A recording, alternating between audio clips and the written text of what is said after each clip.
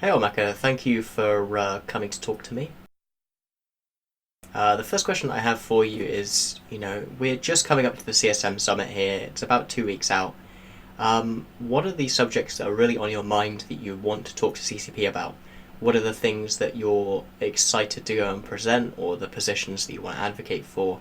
Give us some idea of what you're doing in preparation for that first summit, if possible.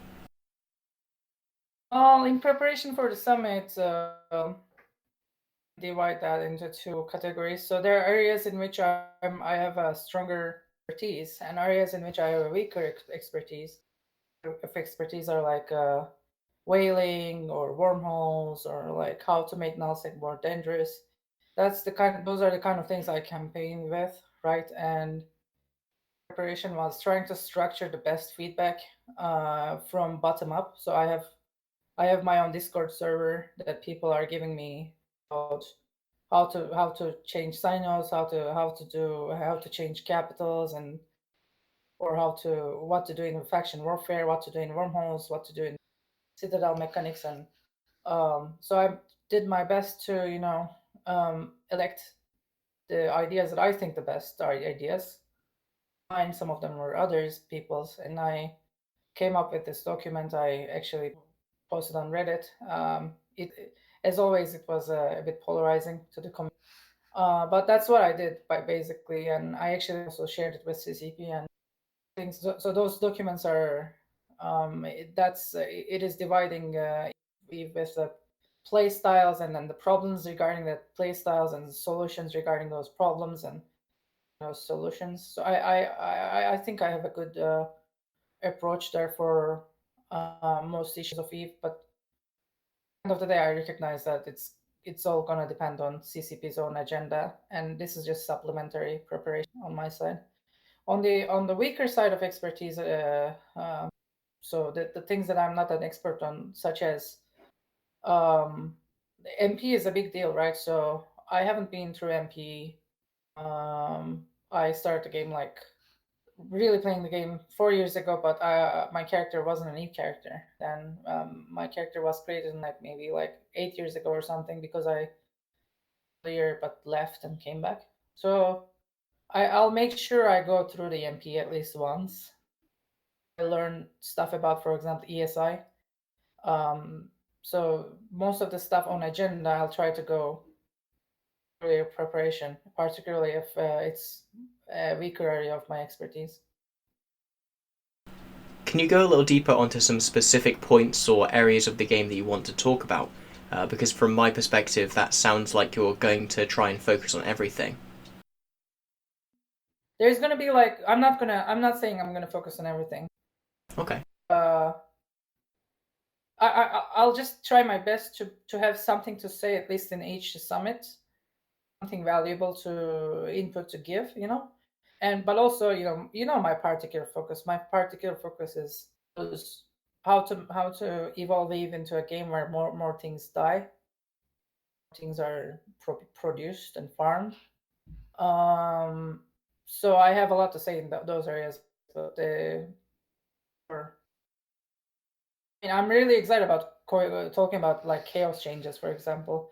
That's those are the changes that mm, a lot of the things I pushed for are very related to those changes. So, about those, and then moving from those, I think the whaling side, the daily PvP side, had, and now I think we can focus a bit more on how to create more capital nullsec versus nullsec fights to those exciting stuff that didn't happen 2 years almost. We can focus on those two. I'm excited about focusing on time zone tanking, focusing on citadel mechanics, asset safety, maybe focusing on nullsec ecosystem as a whole, like farming mechanics, how people farm, how much farm is available in each region. Do we need scarcity? Those kind of things. All right. Thank you. So I'm just gonna hit this off here because it's one of the things that really it really demarcated your campaign from people who didn't like you. They assumed that you would be constantly running up against other members of the CSM and having arguments with them. Is that something that in practice you've found actually happens? I can say to some degree yes, but also of course, like every personalities clash, people also can learn and learned a bit. I learned, for example, trying to convince CSM into positions that don't have is a bit at dead end, and it also kind of has this effect, like has this corroding effect to personal relationships. So I'm steering clear from that since quite a while. That helped a lot about finding common ground, so we can work on things that we agree on, and then things that we disagree on by default to argue people into those conclusions that I have. And uh, I think that's actually working. So I don't expect people, like, I don't expect um in the CSM there was a lot of talk about how CSM overall needs consensus to influence game design and to give their perspective to CCP and make it heard. It's a bit it's I can understand how it's true for example null-seeker CSMs, but also I can understand. I feel like if you're like an outlier CSM, like a wormholer or uh, a CSM where the composition, overall composition, is not very representative of your background, then I feel like there is more room just giving your perspective, your side of the things to CCP and hoping for the best. Uh, it was a bit initial talk about how I need how I need consensus and how I need get people agree with me. So I moved on from that premise and tried to convince people, and then that was corroding to our relationships. I think we have built on our relationships a lot once I just gave that up and on me to just give my own perspective and the people, like the game play styles I claim to represent, the perspective of those playstyles to CCP directly instead of trying to them agree on all things that I defend. So as of lately we've been entering, what's been dubbed the chaos era, and you mentioned earlier that those kind of go in the same direction as you want. But as a CSM, how have you been, experiencing and interacting with those changes coming out? Has it just been you find out after the changes are released, or do you have a chance to really talk them through with CCP? What's the kind of feedback pipeline like there? Well, I did have a chance to talk about it, but I guess I can say it was not. I can say CSM was kind of like a complementary. The feedback was complementary rather than decisive. Uh, and more than that, maybe I cannot talk too much about what happened without breaching the code of conduct or NDA. But I can say we were asked and we were a bit complimentary to the process. Do you still feel like the CSM has an impact? I do, but I think the corroding. I think there might be issues with both community trust into CSM and both and CCP trust in the CSM and how much CSM in that uh, the voting system currently just favors the organized over others, and organized entities like nullsec has organization by default because they have to have the organization for their playstyle to do other things. And in the campaign process I realized also there's a lot more into this, like for example, I didn't know how people make agreements with each other to get in on each other's ballots and so on and so forth. So there's a lot more that kind of solidifies that kind of organizational superiority. Uh, each year we get very very asymmetric CSM composition compared to the player composition, and that might be feeding into CCP's trust into the CSM body as a whole. I think I'm not. Maybe this is my personal experience because maybe we are in a year where CCP is kind of its game development toward the thesis that I myself defend. So maybe I'm happier because of that. Overall, it's been better than I expected, I think. So, what would you say you see as the biggest problem in the game right now? The Chaos era has brought with it a lot of changes. Is there a problem with the game that you don't think has been fully addressed yet, and what is it?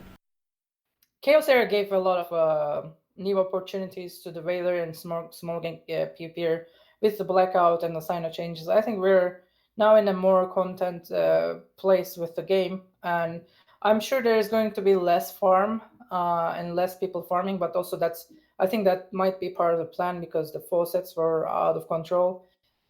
Admission, public admission.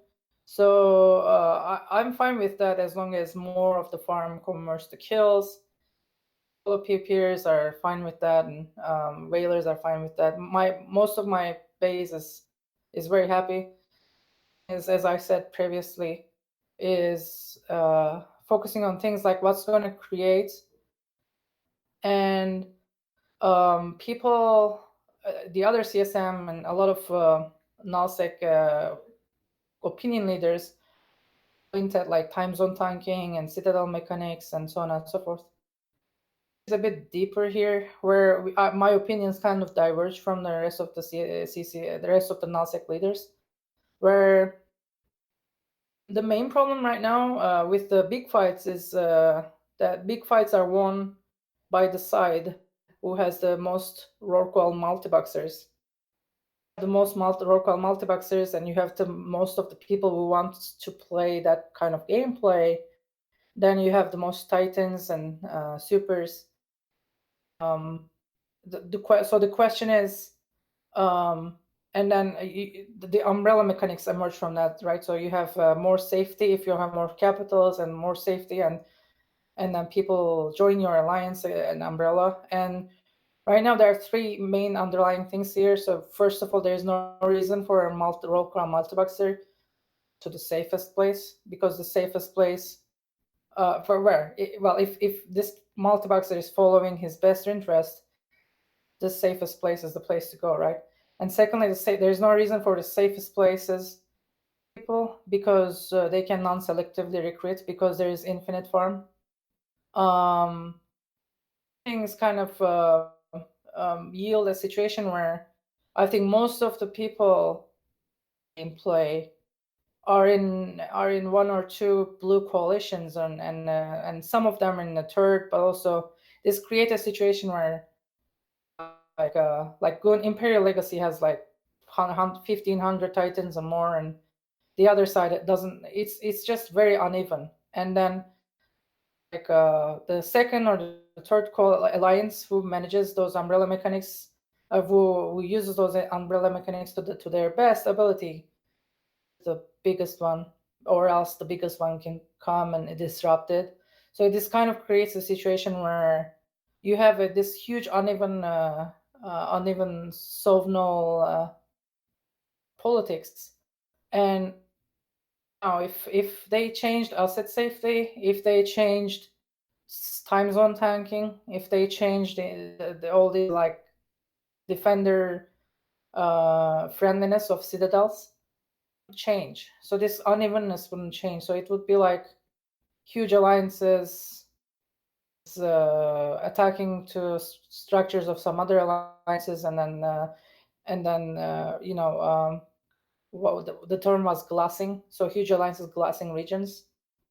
And I don't. I even in under those conditions, I don't expect huge capital versus capital wars. Day comes an eve where these capital distributions are more even politically. So maybe like imagine like if we had an eve where there were like 15 alliances with 300 average 300, then you can imagine one of the or two alliances fighting each other. But right now it's just too uneven, and that I think that is caused directly by rather than time zone tanking or sov gain mechanics, and it's mainly caused by farm mechanics. So I would look at basically the next big thing CCP spends time on. I would suggest them, and I'm going to suggest them that it should be anomalies basically in nullsec.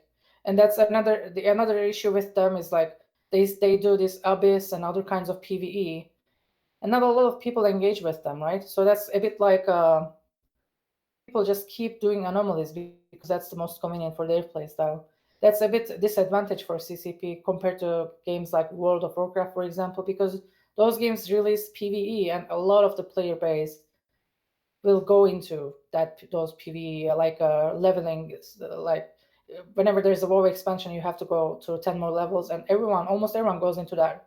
So the dev time they put, it goes to a great portion of the community. Whereas the dev time CC puts into Abyss, for example, the Abyssal space, to like 20% of EVE community or less benefits from that. So I would suggest CCP to existing PvE, particularly nullsec anomalies, in the way both that is corrective to escape of nullsec, and also that is engaging to people going into that anomaly farming route, because there's a lot of people that go into anomaly farming route, and I bet there's a lot of people leaving the game because it's very boring currently. The mining and the anomaly mining and anomaly ratting are like the parts of PvE. But a lot of people have to go into that because they want to be part of nullsec alliances, right? So I bet there's a lot of player loss issues there as well. What I would focus the most on, like revamping nullsec anomalies. Alright, so how can people contact you if they want you to bring something up to CCP during this CSM summit? So first of all, I'm one of those people who reads their emails inside the game, so they can do that. Or Discord server, but it's not too much advertised. So CSM Discord, I'm on the Faction Warfare Discord, I'm on the Wormhole Discord, I'm on Tolkien Stations Discord, I'm on many Discords, so you can find me if we have shared Discords and ping me or you can ask me for my own personal Discord. And my own personal Discord is about CSM feedback only, right? So it's not a social place. It's just people giving me feedback. There's about like 300 people right now in there, in that Discord, and which is very highly moderated. But that's because I particularly wanted to be a place where people give me feedback and not a place where people socialize. So you can do those for anyone to reach me, particularly the email. I'll read your email. Don't worry. Thank you so much for volunteering your time to come and talk to me, and also your time being on the CSM. I know it's not an easy thing. Do you have any final words for everyone before we go? No, Jin'taan, but thanks for having me, and thanks for doing this work. I really appreciate you asking questions at the interviews during the campaign process, and I think your interviews are really Eve discourse. Well, thank you very much, and I'll see you around. Thank you for watching. I hope you enjoyed that interview. And a special thanks have to go out to my $5 patrons, Dustin Prater and Meeks, as well as a general thank you to everyone who supports the channel, even if just by subscribing. Until next time, have a wonderful day and fly smart.